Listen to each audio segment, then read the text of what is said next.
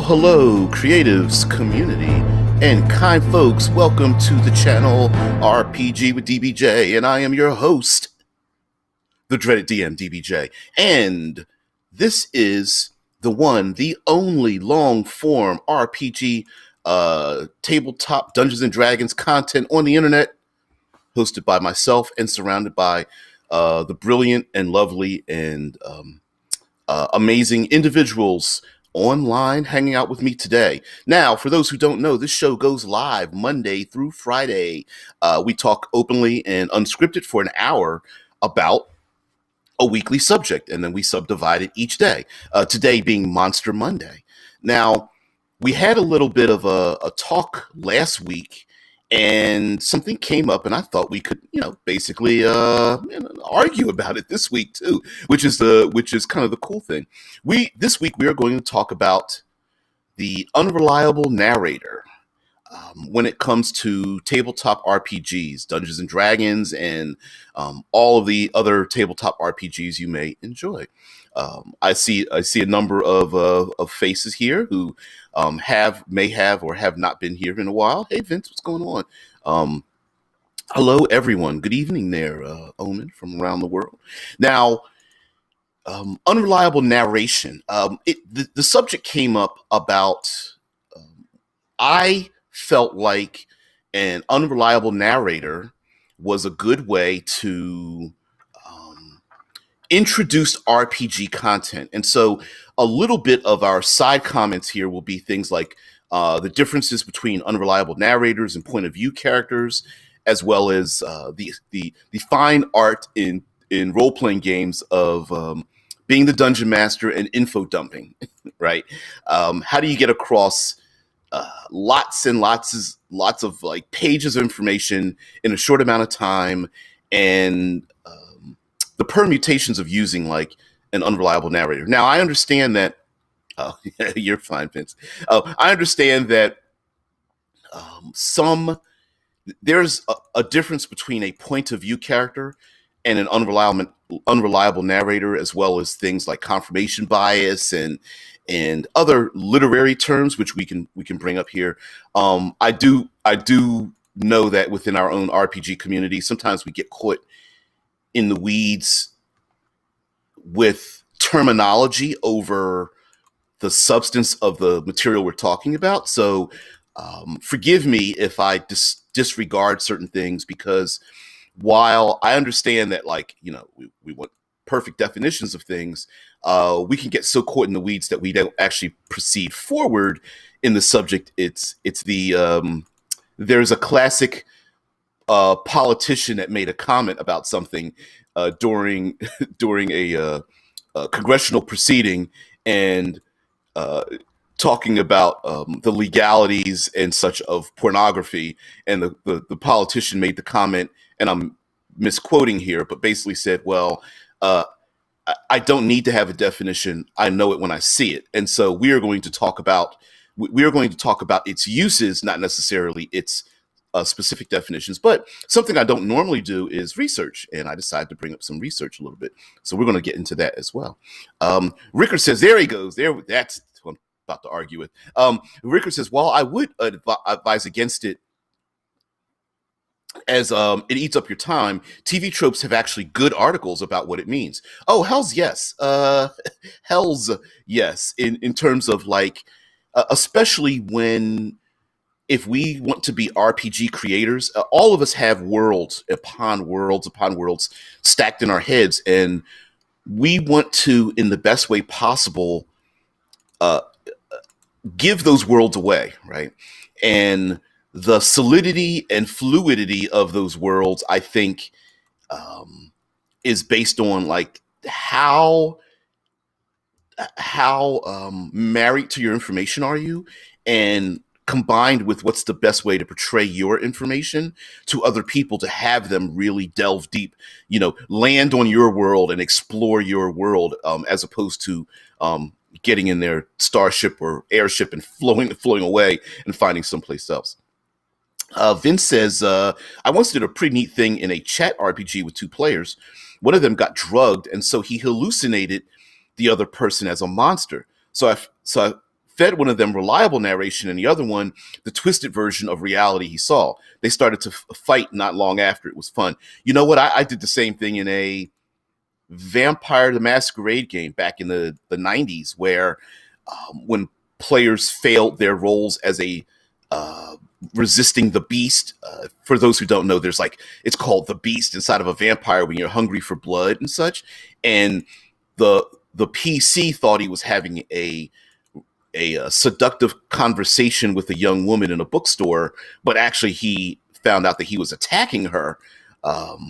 And instead of the young lady gently caressing his face when he went in for the kiss, he literally went in for the kiss and was biting her on the neck, and she was trying to rip at his throat and his head and trying to get him away and stuff like that. It was a small aside. It was like a character intro, and the people I played with, they really enjoyed that kind of stuff. Ooh, I can't even trust my own senses, when someone is drugged and whatnot. So let's get into some, like Rickard is saying, TV tropes.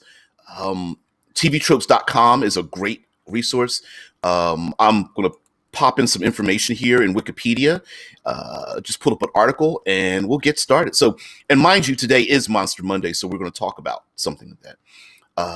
So an unreliable narrator, and I'm also going to talk about confirmation bias, which has a lot to do with the skill. Why would you want an unreliable narrator in the first place? And you can actually pick at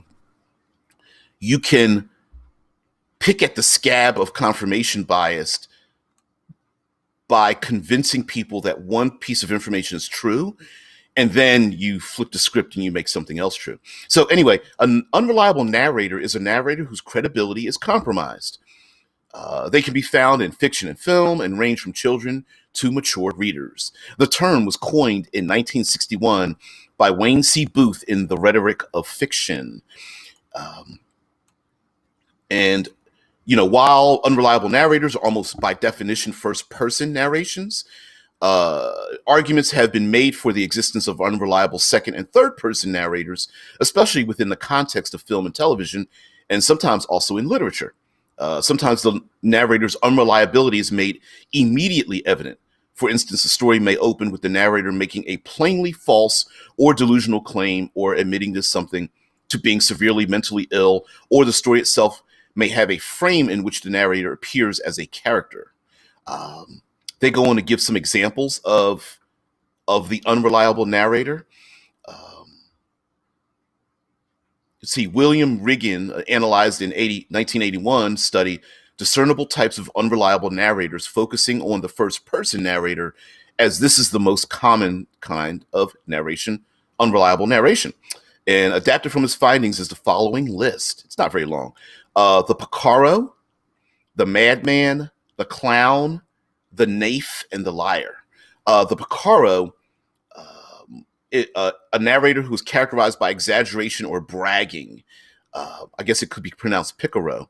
The Picaro is the person who's bragging about an incident. Hey, I went fishing and I found the largest fish ever. End of story kind of person. The Madman, a narrator who is either only experiencing mental defense mechanisms such as post-traumatic disassociation, or severe mental illness such as schizophrenia or paranoia. An example of that would be Joker in the movie Joker, following that character, since everything is for the most part, that movie is done from Joker's point of view, and you're torn between is all of this information real, or is he a madman? And the information is colored by his experiences through a weird disassociative lens. The Clown is a narrator who does not take narration seriously and consciously plays with conventions, truth, and the reader's expectations. The Naif, a narrator whose perception is immature or limited through their point of view. And examples are people who are children, and sometimes The Foreigner actually fits into this, because I found other lists where they talk about the foreigner, the outsider who may not understand the context of what they're seeing. And then lastly, they have the Liar, a mature narrator of sound cognition who deliberately misrepresents themselves, often to obscure their unseemly or disreputable past conduct. Um, so those are various types of narrators. Yeah, like Rickard says, yeah, unreliable even to himself. Yeah, the madman trope of the unreliable narrator actually fits into that, because maybe the individual thinks everything they're viewing or relating to the audience is true, but it isn't. Um, Tesla's like might be reliable. Yeah. Yeah, like Ricker says, unreliable narrator is great when doing horror. Oh hell yes. So actually, some of our greatest horror stories, like thriller stories, are done through unreliable narrators. One of the best directed movies from one of the people who fell off the hardest was M. Night Shyamalan's The Sixth Sense. Is a perfect example of the unreliable narrator. Uh, Trope of sorts, right? Now, the reason why we're talking about, we got to circle back to this. Um, I'm sorry. Omen says, I think the pinnacle of unreliable narrator has got to be the Caiaphas or Caiaphas Kane, hero of the Imperium from 40K, who insists he's a coward, but might actually be the faction's greatest hero. Ooh, I did not know that. I didn't know that. Yeah, Beowulf. Yeah, Beowulf. Yep, claims a bunch of sea monsters attacked him during the race with Brecca. We do see him fighting said sea monsters, but when he claims another sea monster dragged him down under the water, it's actually a beautiful mermaid that he ends up plunging his blade into. Ooh, Beowulf. Hmm. Yeah, you're right. I mean, and okay, here's one of the reasons that we were talking about unreliable narrators is when the subject came up about describing a setting, right? And I felt like when a world primer, a hey, here is a brand new mythological world for you to adventure with your characters in fantasy and magic and monsters, that one of the ways, one best practice for me is to have a book described by one or maybe tons of unreliable narrators, as if to say, hey, here's the city of thieves, and you can't trust the law here because everyone's pickpocketing and they're liars and cheaters, and I'm gonna describe to you the best and brightest places for you to survive in the city of thieves, described to you by, I don't know, a thief, right? A vagabond or something. And so then the question comes when I'm opening up a book for a setting primer, because there's an unreliable narrator. When I change something in the context, change the context of what's happening. Maybe the city of thieves really does have a very strong law enforcement. It's just that the people who are there are, trying to commit crimes and they hate the law. It's not necessarily that the law is loose or ineffective or something. Then when I change that, I'm not changing anything. It's actually the information presented was incorrect. It's not me changing the setting material. And so of course, the argument comes in, well, if your setting information is loosey goosey, what can you trust, right? So, and there's of course there is this range of information of canon and setting material that is written in stone, like this king has ruled this land, period, end of story, as opposed to an unreliable narrator that is like, oh, everyone knows the king of blah blah blah blah runs the town. I mean, there were rumors that the king was killed years ago, and there's his I don't know, nephew is taken over, but that can't be true, right? And then, is it true? Is it not true? And so that's the reason why maybe or maybe not we might want to use unreliable narrators.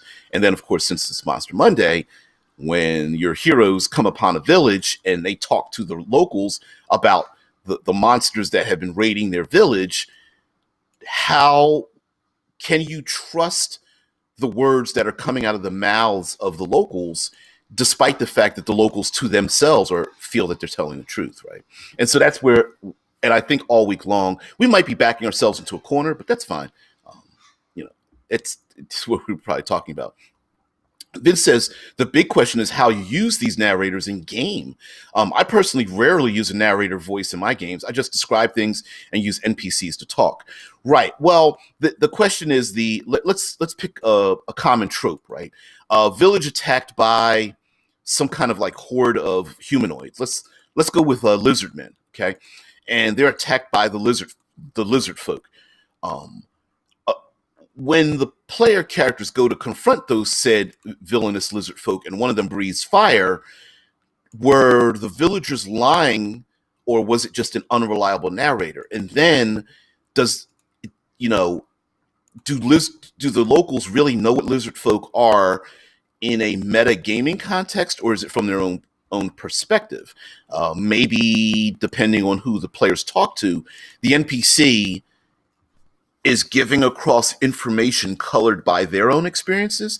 So they might not have any idea what a troll is, or maybe they think anything a head taller than them, no matter what it is a troll. And they always call everything a troll, despite the fact that gaming wise, they might be chokers or troglodytes or Sahogan or anything like that. And like said, here's the split, right? Like Rickard says, you describing things is narration, though. I definitely agree, and I think one of our tools as a game master is the ability for us, depending on the context, to flow between reliable and unreliable information based on the context, right? Like if I am just describing what the players see, I'm narrating. I'm doing like, here's what your character sees when you stand on the crest of the hill, and describe to them um, through the filter of the PCs what they see. Now, if an NPC describes that same location, the NPC may not give them pertinent information that the player character is looking for, because you could then color what the NPC is looking for, right? The NPC wants to get paid. They see the player character's got a couple of silver coins in their pocket. Maybe they give them just enough information to snatch those coins and get the hell out of there, right? As opposed to, I'm describing everything truthfully, even through the point of view of, say, an NPC, right? And so, yeah, I think that those can be problems. But I think it's a tool that we can use. Rickard says, if you're changing things up, you should always talk about it with the players. If you are already doing that, why does it matter if you have an unreliable narrator describing the thief city, or if it's written as facts? I think the difference is that, like I said, it's a tool. It's like maybe it's more like cooking. It's like a spice, right? Too many spices and you ruin it and you can't get it back. Too little spices and it's dull and kind of bland, right? So it's not a matter of always using unreliable narrators or never using them. It's, how do you want to use it? When the rogue wants to talk to the, I don't know, confidential informant about what's happening in the tower where the crime lord lives up in the tower, that information might be compromised from the point of view of an individual who might be wasted on drugs, or is a double agent, or is just looking to get paid and get out of there, or has succumbed to intimidation. The same thing could be said for torturing people, right? How many player characters are like, let's torture the goblins to get information, right? One of the problems with torture is unreliable narration. It's if I tell you something you want to hear, you'll stop hurting me. Sure, I'll lie to you. I just don't want to be hurt anymore, right? Or I'm under such duress and been tortured so heavily that I don't know what the truth is anymore. You tell me what the truth is, and then I'll agree to it, because I just want the pain to stop, right? That's a possibility as well. Also, there's a confirmation bias as well. Vince says, well, it's kind of, but for this to become unreliable, the PCs must have a good reason to see reality in an unreliable way. So let me let me go in the chat and then I'll go to what confirmation bias, because this confirmation bias may be the reason why something's unreliable, because the people viewing it see it through their lens, right? Here's a couple of clues. Oh, well, of course it's this thing, and then they color everything that they say after that. Yeah, you guys don't have to repost things. Don't do that. But Rickard says, you think you see a child crossing the corridor up ahead, but it's too dark to be sure. Context: PCs are investigating a haunted house or hotel. Yeah, like the idea that the PCs might or might not come across information. Like, for example, you think you see, you hear a sound and it sounds like, but you're not sure. That's unreliable, right? If I look out to the distance and you see the dust kicking up in the dust bowl of this blasted land or something, you think it's a number of riders heading towards your location. Is it true that that's it? Yeah, you don't know. Yeah. Oh yeah, I get it. Yeah. Like, for example, like you were saying about horror stories or investigation stories happen this way a lot, right? Detective goes to investigate a crime scene or talk with people there. And what's the biggest trope in detective stories? Everybody they interview lies, right? Everybody there has a lie. Now the investigator has to sift through the unreliable information of all the people lying, because like the store owner is lying about being robbed because the store owner is actually stealing something on the side, right? Has nothing to do with the murder that took place in the alley, but the store owner is lying and giving out false information, right? Yep. And like Vince says, you can always do it was a dream trope for whatever reason. Exactly. What's another unreliable Dungeons and Dragons trope is the augury, oracle, dream sequence, message from the gods, talking with a visual cacophony of images from montage from your warlock patron. Excuse me. It's the what is it? Wow, my brain just went. It's the uh, ancient prophecy that's very vague, right? It's like someone said something's going to happen in the future at some particular time with some random events, and then it's like trying to uh, square hole round peg, or round peg square hole thing, where everyone's trying to relate the prophecy into what's happening now, and it doesn't quite fit, so it was kind of vague in the first place. Yep. Yeah, the get some vague info about the future ability. Yep, it's what are we in danger? What is it? Is it wheel or woe? And the dungeon master has to think, it is woe. We better watch out because a thing might happen that might be dangerous, right? That kind of thing. Is it specified? No. Now, mind you, that might not fit into the specificity of like the unreliable narrator, but it will give across incorrect. You are specifically giving across incorrect information, or information that might not be reliable enough for the PCs to rely on, even though they're like, I guess I could use it. Rickard goes on to say, but if you mess with the setting and the players want to play in the setting, you are already adding too much spices if you don't check with the players that they are okay with it. Absolutely. Session 0 is rule number 1. That's why it's rule 0, right? If the players do or don't understand that there is a chance that the people that they interact with and the information they're getting might be unreliable, then that's the thing. And as a matter of fact, I mean, unreliable information has always been used. War movies with radar. Is there a person on the the edge of the horizon? Well, we don't know. The radar shows, signals. You're in a starship, you're in a sailing craft, and you see something on the horizon. Are you sure? You're not sure? Hey, well, the PCs are like, we're going to take cover. You hear something moving through the jungle. What do? We hide and wait to see what it is when it passes, or we run for our lives because we think it's a monster, right?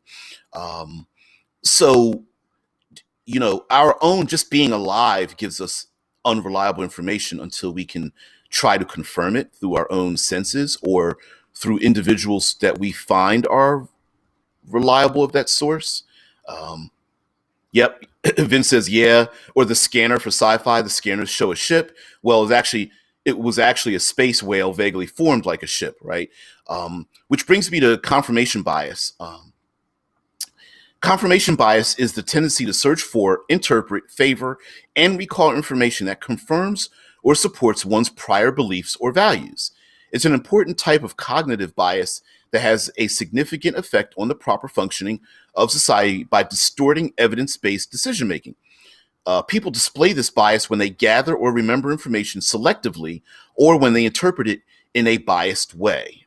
For example, a person may cherry pick empirical data that supports one's belief, ignoring the remainder of the data that is not supportive.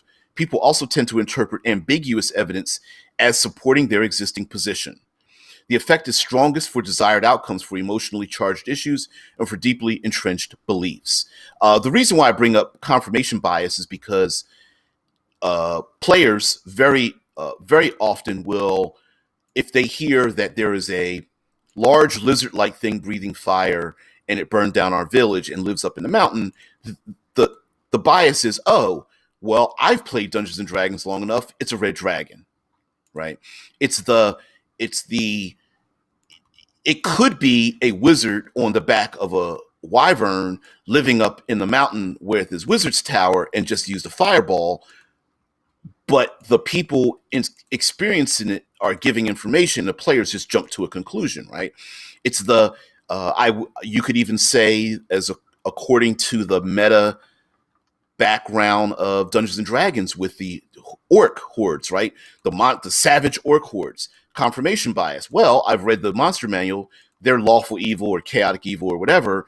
So of course they're the bad guys and we're the good guys because they're ravaging the countryside, right? As opposed to discovering that maybe the villagers were stealing from the orcs in the first place and they're taking revenge, or maybe they never were terrorizing the countryside. The villagers just want the orcs to go away because there's something valuable that the people want, right?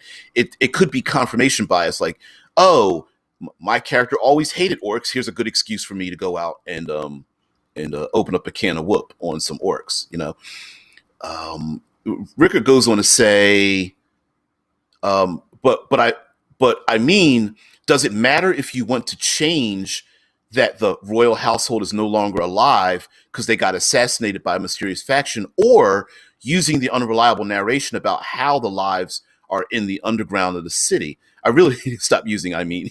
Well, and that's the thing when it comes to storytelling and setting material, right? Like, everyone who first cracks open a book for setting material starts at year zero, right? So the nobles who are alive 5 years ago, when that person first picked up that book, those nobles are alive. So in their game, at some point, maybe they've said through a course of action that the nobles are now dead, they've been assassinated. When I purchased the book 5 years later, and I love the setting, those nobles, for my point of view, are still alive, right? And so when I'm the game master and I feel like, you know what, for my story, it doesn't really make sense for my story that I want to tell for the nobles to be alive, and everyone thinks they're alive, but come to find out that they've been killed, or the PCs meta who read the story information and go, oh, these nobles are alive, and I tell them that they've been assassinated, there comes a point at which the expectation of the players to play in a setting may come in conflict with the story that you want to tell, right? If you're playing on Tatooine and for some reason the law has come into Tatooine and there isn't any criminal underground because someone has come around and tried to, round up the Hutts from their organized crime, is that destroying the expectation that the players have of, I wanted to be in the underground of Tatooine, or is it just storytelling? And so I think that conflict with, of course, without having a session 0, can come into effect. Yeah. Ricker says, I wish they just had feel free to change anything in the setting. Just talk about it with your players, printed in large font on the first page. Hell's yes. But listen, again, we're psychological beings, right?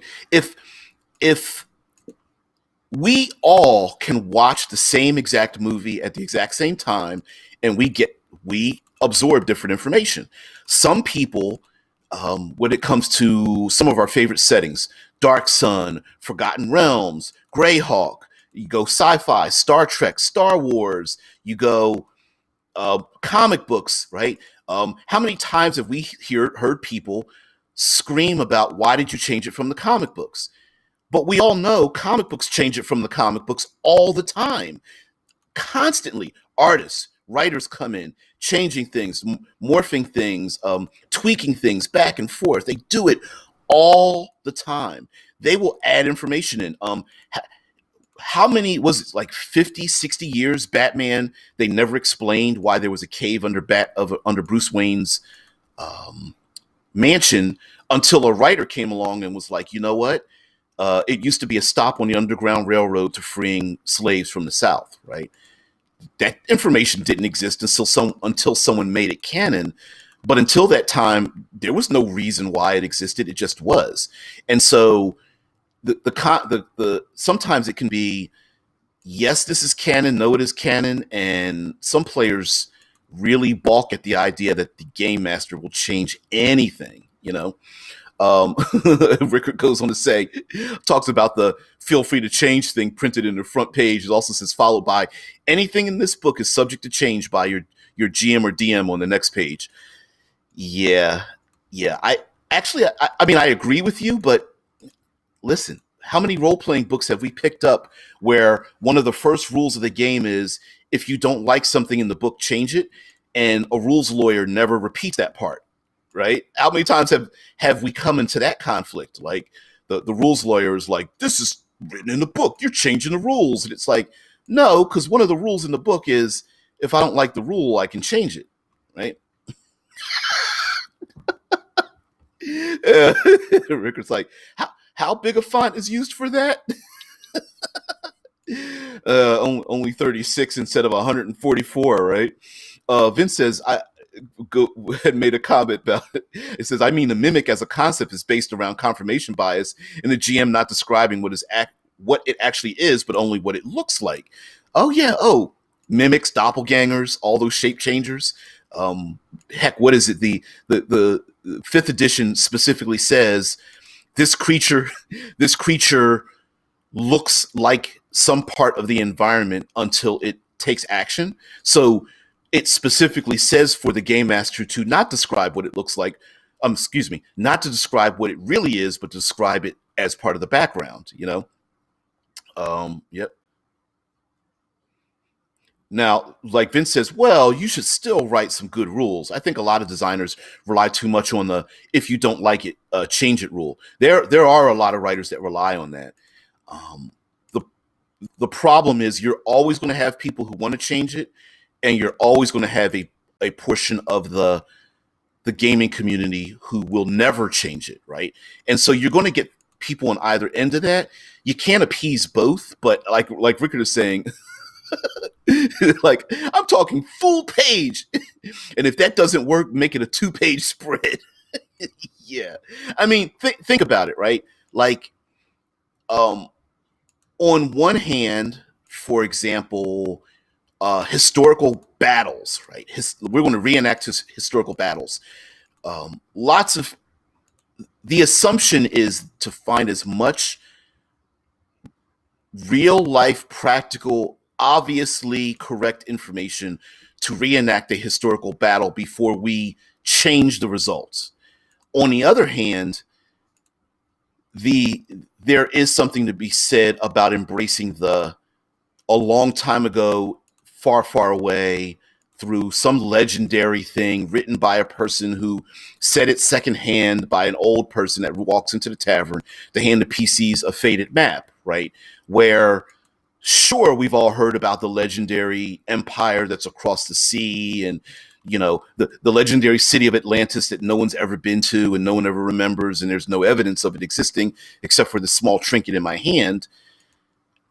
Then in that sense, it's like, well, the reason it's unreliable is because that's the whole point. It's to investigate it. But that fuzzy area in the middle, it's kind of weird. Yeah. Yeah. Like Rickard says, it's not about using it to fix mechanics. It's about using it to fix player expectations. One of, like, for example, you guys know about Future Friday. Deadman and I are consummate embracers of the game Eclipse Phase. Now, I look at Eclipse Phase from the lens of a lot of the information in the book is unreliable. All that fluff, all the background information, because it's given to you from the point of view of a person describing it, and they come across with an agenda, right? Where they're describing the background. But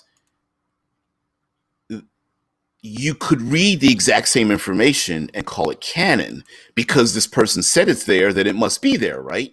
And as the game master, maybe you're thinking, well, I don't want it to be there. It be there like that. Maybe I do want to change it. And like you guys are saying, player expectation has a lot to do with it.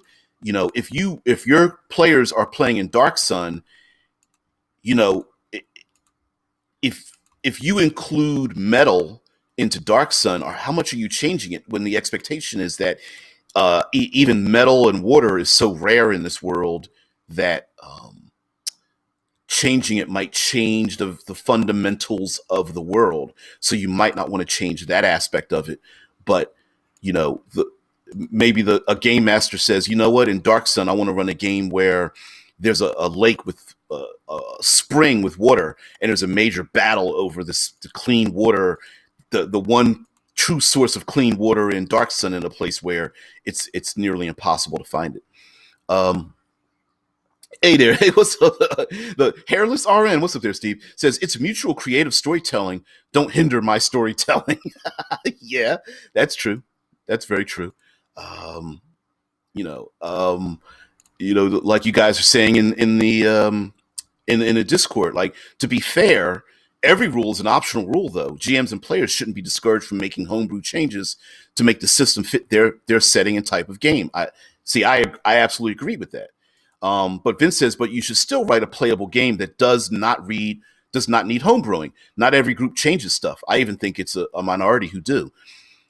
I don't know. I I think the first two things people throw out are um, e- encumbrance, carrying capacity, and economics. I think those two are probably the first two things to get thrown out of most games, even though there are rules for it, right? When I say economics, I'm talking about, like, instead of counting every arrow and every candle that someone has, eventually people just kind of go, well, we're going to make it fuzzy logic, right? You're like, okay, well, in your sack you have a number of the things that your character would normally have, right? We're just going to assume it costs you 10 gold pieces and move on, rather than counting every little climbing baton, and you've only got 47 feet of rope instead of 50, and you're carrying exactly 38 stone of goods or something, right? Yeah.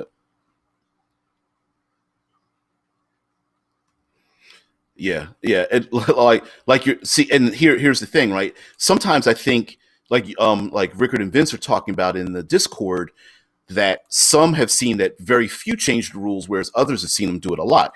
And I think what ends up happening is, it's sometimes a person's the loudest voices may not represent the largest number of voices, and it's nearly impossible with our social medias and things like that, um, portrayal, to find out, okay, is the loudest voice the smaller group, or is the loudest voice the biggest group?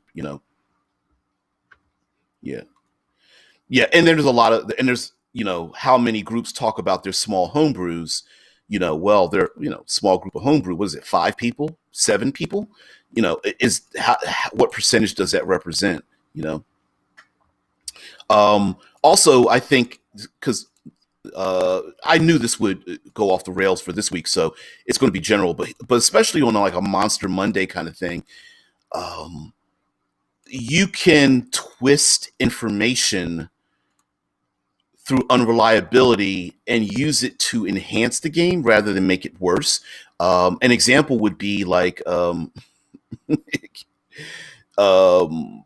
example would be like the villagers don't exactly know what kind of monsters are attacking them, so they describe them in a manner that the PCs expect one thing, but they find something else. Right? It's the it's the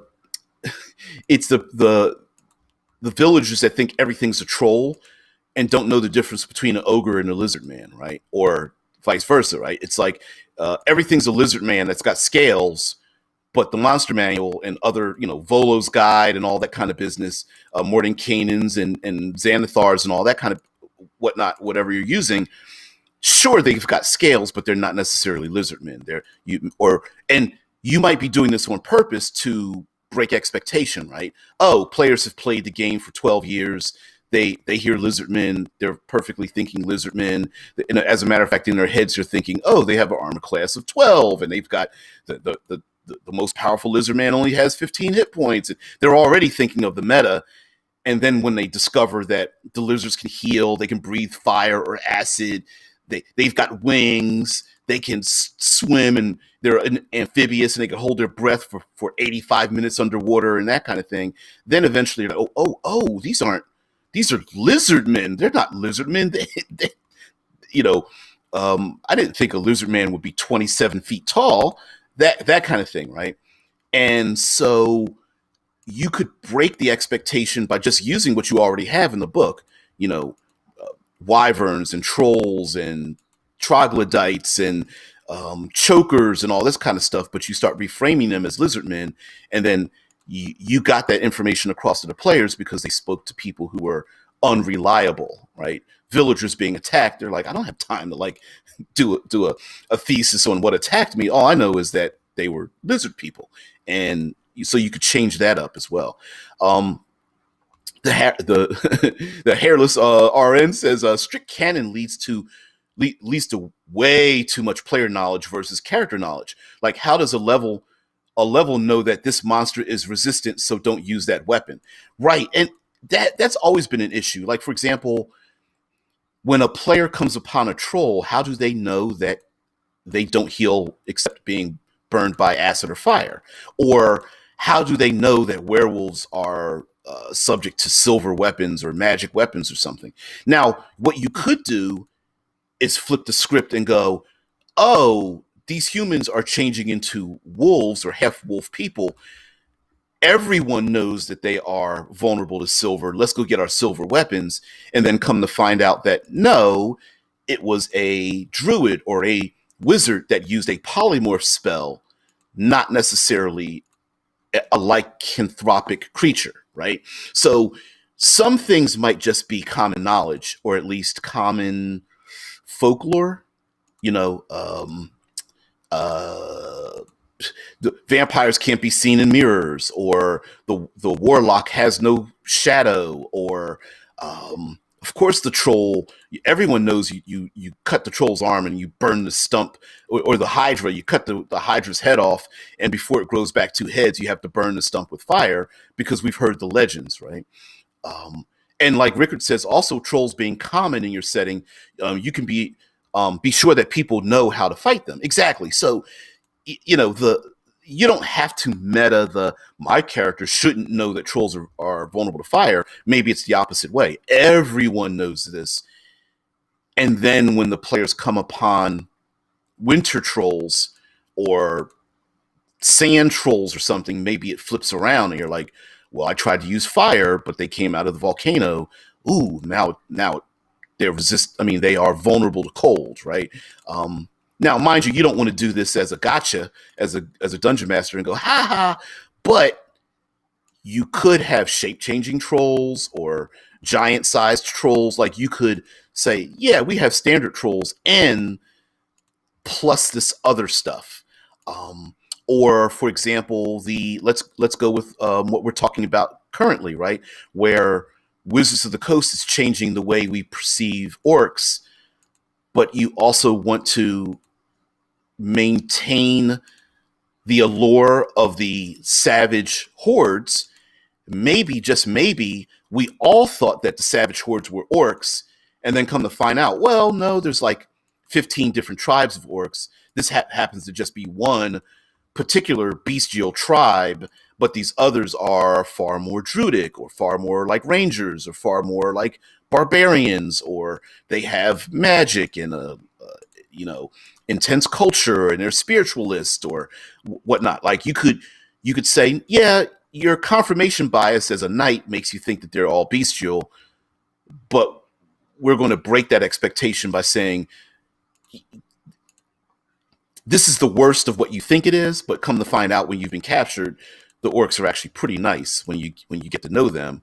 They're just as afraid and enemies of the barbaric tribes as you have, that have been decimating the countryside, right? So, like Vince says, I think there are games where it's almost impossible to use the official version of the game. I know none who use all the rules of Shadowrun, for example. Um, yeah. Also, how you can get into the meta problem of errata. So you buy a game, there's like 3 broken rules. 7 months later, they print errata. You've never seen the errata, so you continue using the game that you have. Are you wrong or are you right? Well, it's errata, right? They fixed the rule. You continued playing the game with the broken rule and felt nothing was wrong with it. So that neither makes you wrong or right. That just means that your version of the game is different than someone else's. Dead Man's like, a troll mage using illusion magic to make people think they're immune to fire, because a troll mage starts changing people's perceptions, because the troll mage is like, please don't hit me with a fireball. Well, and also, a troll mage? Where'd you come up with that? Trolls don't have magic. I read it in the monster manual, right? Who's to say that there aren't trolls that are smart enough to learn magic? Maybe people just keep thinking that they're dumb, so they don't bother teaching them. We don't know that an ogre can't be a properly trained mage, or learn the ins and outs of the faith of a particular god, and become like, have clerical awareness or something. Maybe people just never opened up their minds to it.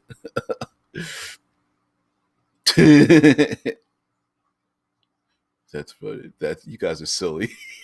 Read there in the Discord. And by the way, for those who don't know, this show is TriCast over on Twitch, YouTube, and our own Discord server. So if you join the Discord server, you can slide down to the boiler room.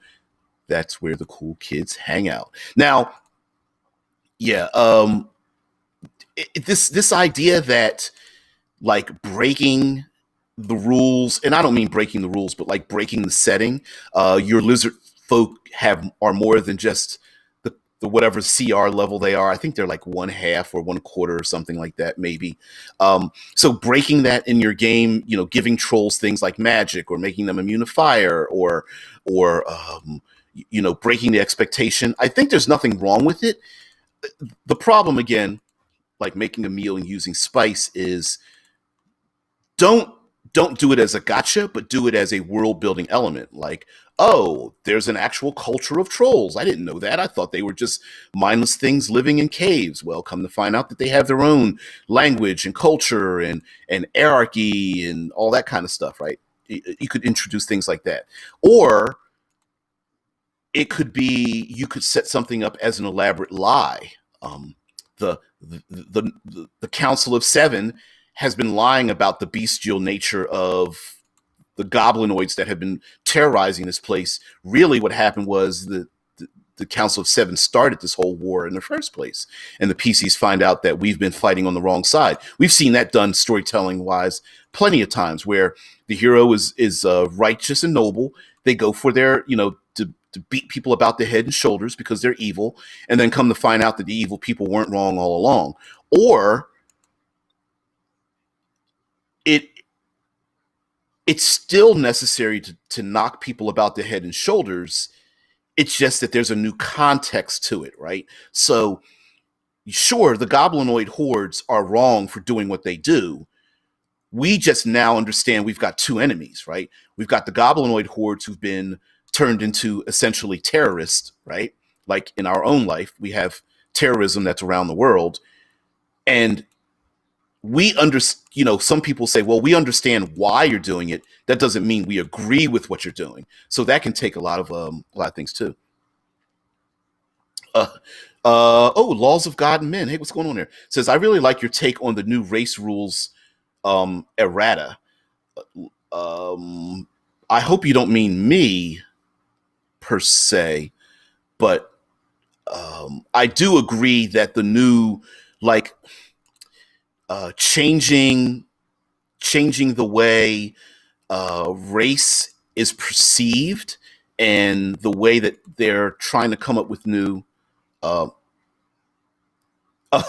sorry, and the way that they're coming up with the way they are described. I think we can both say that the old information and the new information are both true. Like, one doesn't need to. When some information is unreliable, it doesn't mean it's not true. It just means that the context of it is wrong, right? Like Laws of God and Men is describing like the idea of orcs. Like, orcs are bestial and evil, and they're lawful evil because I've read it in the monster manual, right? And sure, they're evil, but maybe it's only that group, right? The truth of it is that sure, there are orc hordes that are out there terrorizing the countryside. We're not necessarily stereotyping them. They actually do exist, but maybe it is unreliable information that we've been characterizing all of them that way. Right. See, like Rickard says, will it matter though? You still need evil horde monsters anyway. So that's my point, right? Like, we don't need to get rid of the evil horde monsters. We can still have them because there is some truth to it. We can just change the context that they're not born that way. They just happen to be acting that way. Or it could be an outside force, right? An outside, the evil lich, the dragon, the evil spirits, the wizards, the Council of Seven that I keep bringing up all the time, the five kings or whatever. Like, maybe they are in league with them. So it's not that they are born evil or even that their culture's evil. They've just been manipulated, or they have made arrangements to be the evil horde working with whatever big bad evil guy is out there. Deadman says there was a troll mage in Return to the Temple of Elemental Evil that used illusion magic to mask her troll henchman's weakness to fire. I didn't know that. I didn't know where the reference was, but it makes perfect sense, right? It's the dragon that makes an illusion of the dragon itself. So when the characters think they've killed the dragon's like, "Woo, they killed my illusion," and it fooled them. See ya. Don't let don't let the door hit you on the crack, right? That kind of thing. Oh, JP, what's going on? By the way, you guys, I got to give all credit to Jarrett Premont, JP, who created the Discord server that we use today. Yes, we do, and yes, JP, there is new streaming. We are streaming on Twitch, YouTube, and the Discord server. The audio gets punched out to the Discord server, so yeah, things have been slowly getting better. I don't have my screens behind me, but there's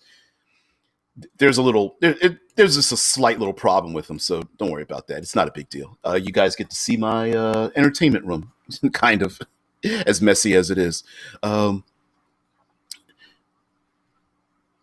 Yeah, like Rickard says, the problem with they are not born that way, they're made that way, makes mass slaughter of them less than, big goddamn heroes. Yeah, yeah, yeah. Maybe it takes a little bit more mental energy to come up with the rationale of slaughtering the faceless horde of evil things because they're evil. Maybe it takes just us to have a little bit more mental energy to go, well, they're not born evil, but they sure are acting it, right? And here's why they're acting that way. I don't think it's very difficult to find reasons for people to act evil. Hey, why don't we open up our front door, take a look outside, and find some evil people out there, right? Sometimes people are evil because they are.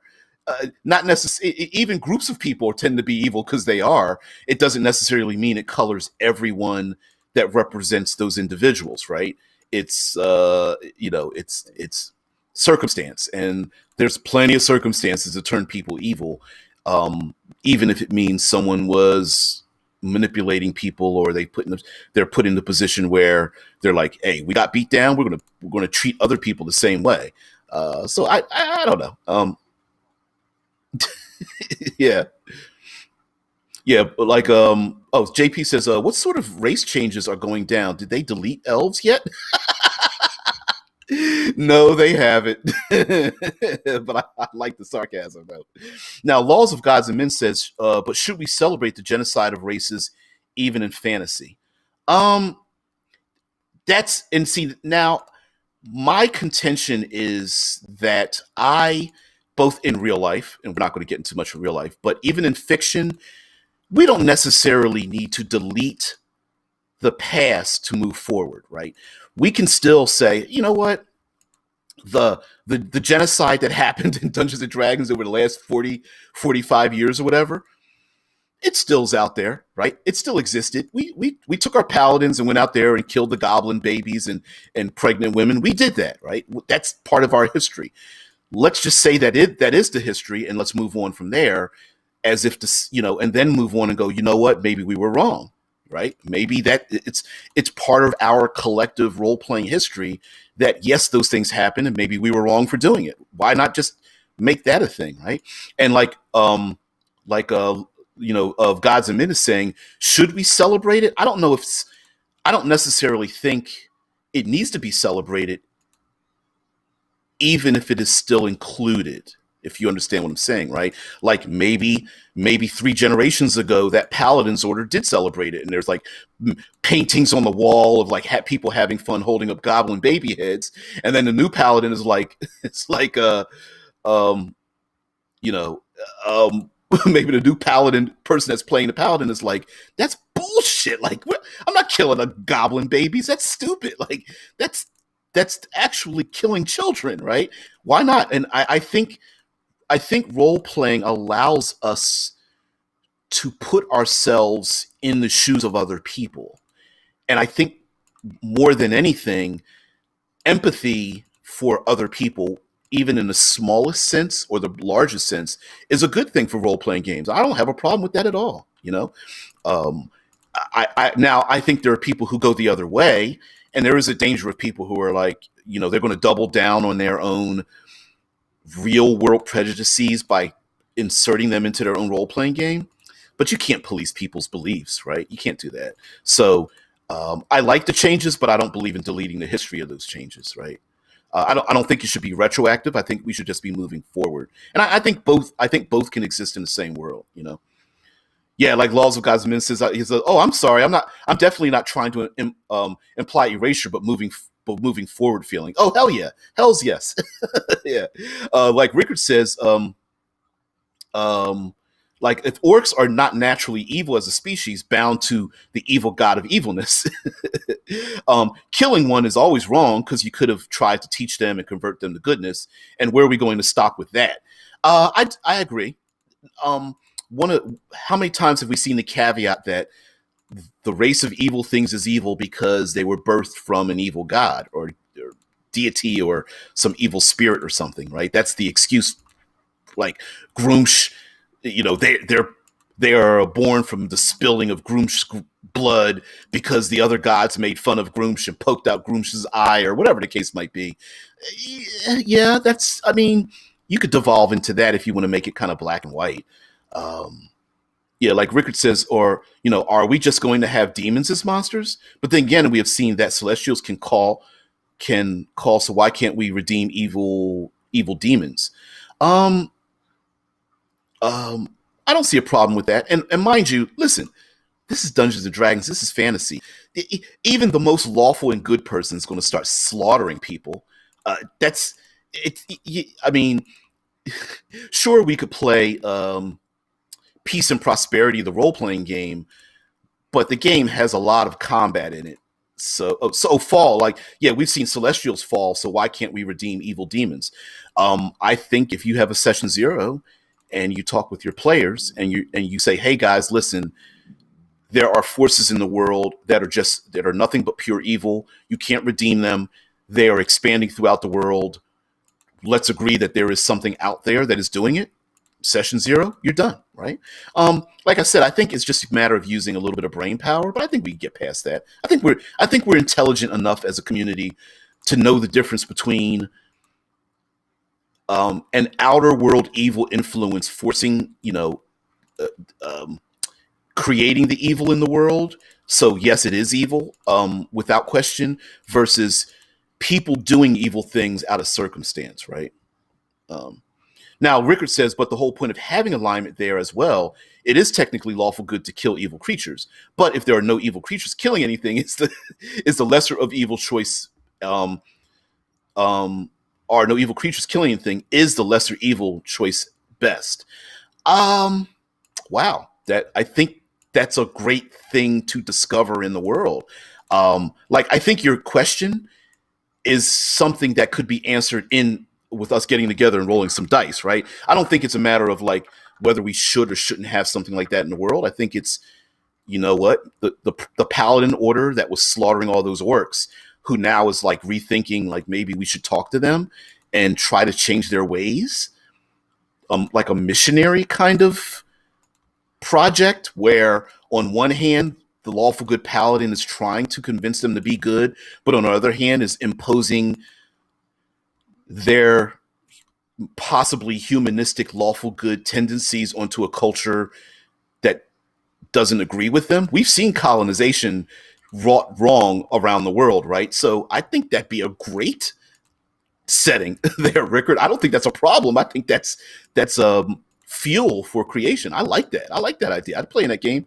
Can I make a character? I'll be 3rd level. Right? That's me. JP says humans get killed all the time in D&D and no one cares for them. So many town guards. Yeah, so many villages, so many town guards. Yeah, like Rickard says, it's a setting for sure. Oh, hells yes. I think we should save it for World Building Wednesday, where we build a world around this concept of, we're supposed to be talking about unreliable narration. But see where we went with it? I'm loving it. So sure, this didn't really quite fit into Monster Monday, but I don't care. It's the show. You guys bring all the intelligence and the joy and the knowledge and stuff. So just to let you guys know, got to get out of here. This show goes for an hour. There is my significant other has to make her travel to her job, which is really at home. But please, guys, if you love the show or you think it's the most terrible thing in the world, please like or thumbs down, share, comment, follow, subscribe, whatever. Spread it around like lotion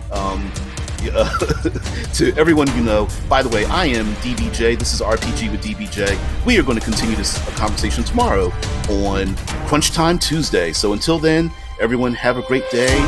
See you later. And thank you very much for watching. Love you guys. Thank you very much. I'll see you later. Bye.